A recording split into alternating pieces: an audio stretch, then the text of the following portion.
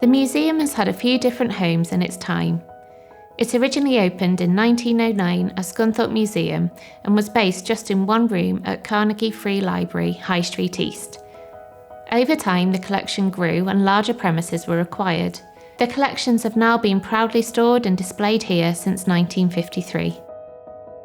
The building was once known as Frodingham Vicarage, built in 1874 for Reverend Weigall, the vicar of St Lawrence's Church. The vicarage has undergone many changes since then, with extensions added in 1959 to create further gallery and education spaces for the museum. However, the Victorian Parlour reminds us of the roots of the building, not as a museum at all, but a stylish and comfortable home to a middle-class Victorian family.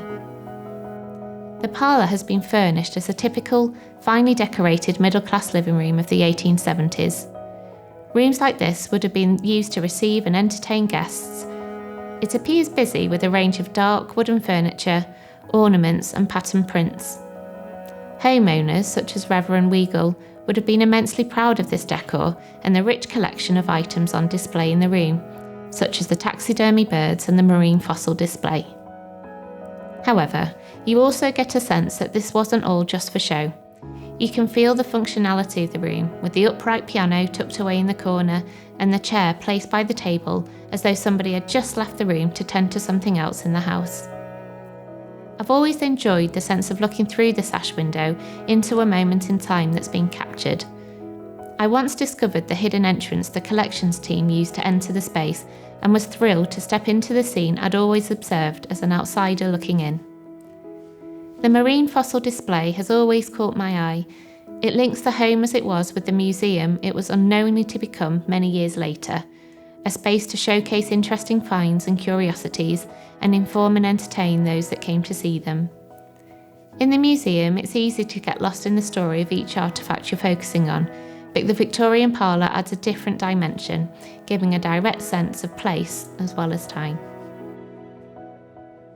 So I was born in Scunthorpe, moved away for a long time, so I've got really early memories of visiting a Victorian Parlour. I think when you're little you may be looking up into the window, peering over the top to have a little glance in, but it is one of the things that stuck with me. So I'm part of the education team, so much more delivering workshops, getting hands-on with replica artefacts and spending times looking in the gallery spaces. It's not part of my world in the museum at all. To keep that mystery of it alive, especially going into it, that feels a bit special. So I think that's why it stayed with me.